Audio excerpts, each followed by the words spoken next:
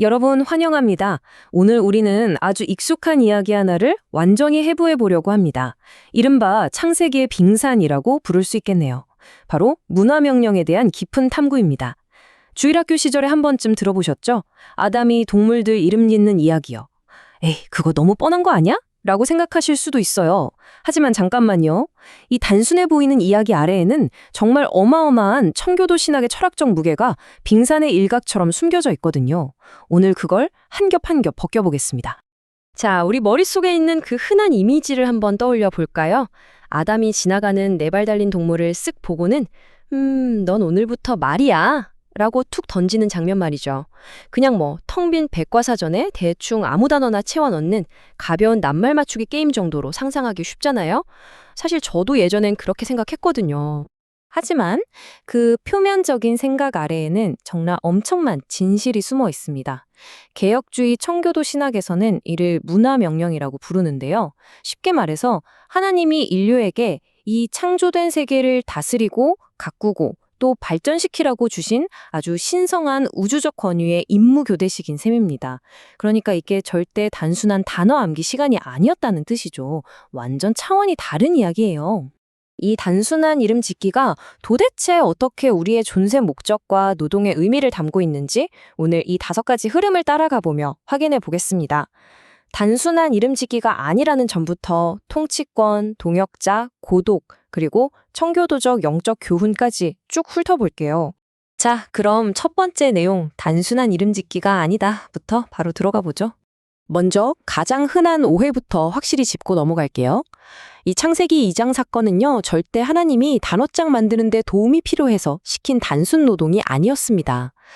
성경을 보면 아담이 무엇이라고 부르나 보시려고 짐승들을 데려오셨다고 하죠? 이거 딱 그려지지 않나요? 아버지가 어린아이가 블럭으로 멋진 성을 쌓는 걸 옆에서 흐뭇하게 지켜보는 그 모습 말이에요. 맞아요. 아주 깊은 사랑과 부성애적인 호기심에서 비롯된 장면이라는 게 핵심입니다. 다음 두 번째 파트, 통치권과 하나님의 형상으로 넘어가 보겠습니다.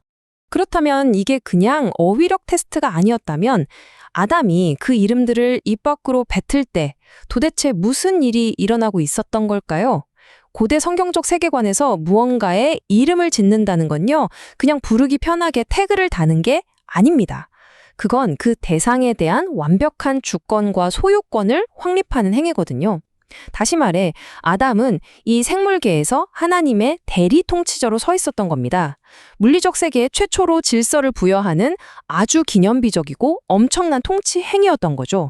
그리고 이 막중한 임무를 제대로 해내기 위해 아담은 엄청난 능력을 사용해야 했습니다. 바로 하나님의 형상, 라틴어로 이마고 데이라고 하죠. 타락하기 전에 아담은 단순히 동물의 겉모습만 보고 대충 이름을 붙인 게 아니었어요. 하나님의 지혜를 그대로 반영해서 그 동물의 진짜 본질과 습성을 정확히 꿰뚫어보는 지적 능력을 발휘한 겁니다. 각 피조물의 존재 이유에 딱 맞는 이름을 찾아내는 그야말로 경이로운 지적 탐구였던 거죠. 자, 세 번째 층으로 더 깊이 내려가 볼까요? 세상을 다스리는 동역자에 대한 이야기입니다. 이 이름 짓기 사건이 정말 흥미로운 이유는요, 인류의 우주적 지위가 얼마나 엄청난 것인지 보여주기 때문이에요.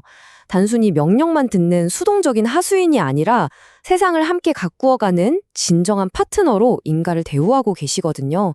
하나님이 우주라는 거대한 원재료를 창조하셨다면 인간은 그걸 분류하고 이름을 붙여서 질서를 만들어내는 능동적인 역할을 맡은 겁니다. 인류가 세상의 문화적 발전을 위한 동역자로 세워진 거죠. 대단하지 않나요? 이어서 네 번째 내용입니다. 고독, 그리고 돕는 배필. 이 멋진 과정 뒤에 숨겨진 또 다른 반전에 대한 부분이에요. 아담이 엄청난 지적 능력을 발휘하며 멋지게 분류 작업을 하고 있을 때 사실 그 안에는 하나님이 아주 치밀하게 숨겨둔 개인적인 교육의 목적이 깔려 있었습니다. 수많은 동물들이 다 자기 짝을 지어서 아담 앞을 지나갔잖아요. 완벽한 통치자로서 장당하게 이름을 지어주던 아담은 그 순간 깜짝 놀랄 만한 아주 뼈저린 현실을 마주하게 됩니다. 나만 진짜 완전 혼자네? 라는 거대한 실존적 고독을 느끼게 된 거죠. 아담은 그 동물들에게 이름을 주면서 자신과 그들 사이에는 결코 좁힐 수 없는 질적인 차이가 있다는 걸 확실히 깨달았습니다. 동물들하고는 진짜 깊은 마음의 교제를 나눌 수가 없잖아요. 하나님은 바로 이 과정을 통해서 아담 스스로 자신의 내면에 있는 텅 빈 공간을 느끼게 하신 거예요. 자신과 동등하게 교감할 수 있는 이른바 돕는 배필이 얼마나 간절히 필요한지 직접 깨닫게 하신 거죠. 와, 이거 정말 섬세하고 놀라운 하나님의 섭리 아닙니까? 드디어 우리 탐구의 마지막 단계인 5번째 청교도적 영적 교훈입니다. 자, 그렇다면 수천 년 전에 이 고대 텍스트가 지금 현대를 살아가는 우리랑 무슨 상관이 있을까요?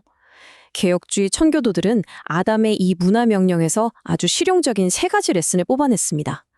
청지기적 사명, 노동의 신성함, 그리고 하나님의 주권 인정이죠.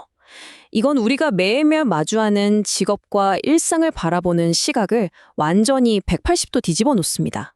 특히 2번째인 노동의 신성함을 한번 유심히 볼까요?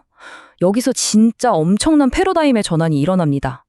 솔직히 우리 다 일하기 싫고 노동을 엄청 피곤한 숙제처럼 여길 때가 많잖아요. 그런데 노동은 죄를 짓고 타락한 벌로 주어진 게 아니에요. 생각해보세요. 아담은 세상에 죄라는 게 생기기도 전부터 이미 이름짓기라는 아주 고차원적인 노동을 하고 있었습니다. 다시 말해 우리가 하는 노동은 저주받은 자빌이 아니라 하나님의 창조 작업을 이어가는 진짜 신성하고 거룩한 부르심이라는 뜻입니다. 이어서 3번째, 하나님의 주권 인정도 빼놓을 수 없습니다. 아담이 머리를 써서 아주 기가 막히게 이름을 지어낸 건 맞지만요. 애초에 그 동물들을 아담 코앞까지 직접 데려다 주신 분은 하나님이셨습니다. 이게 핵심이요.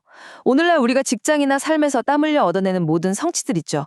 그것도 온전히 우리 능력만으로 된 게 아니라 그 배경에는 언제나 우리를 위해 세팅해 주신 하나님의 숨은 섭리와 도우심이 있다는 뜻입니다. 우리가 누리는 성공의 진짜 출처를 잊지 말고 겸손해야 한다는 거죠. 이제 이 탐구를 마무리하면서 여러분께 아주 도발적인 질문 하나를 던져보고 싶네요. 만약 인류가 타락하기 전부터 노동이 이토록 신성한 축복이자 하나님과의 멋진 동업이었다면 당장 내일 아침 여러분이 맞이할 출근길 그리고 책상 앞의 그 업무는 과연 어떤 의미로 다가올까요? 일상으로 돌아가셔서 여러분만의 청지기 임무를 하실 때 이 질문을 꼭 한번 가슴에 품어보시길 바랍니다.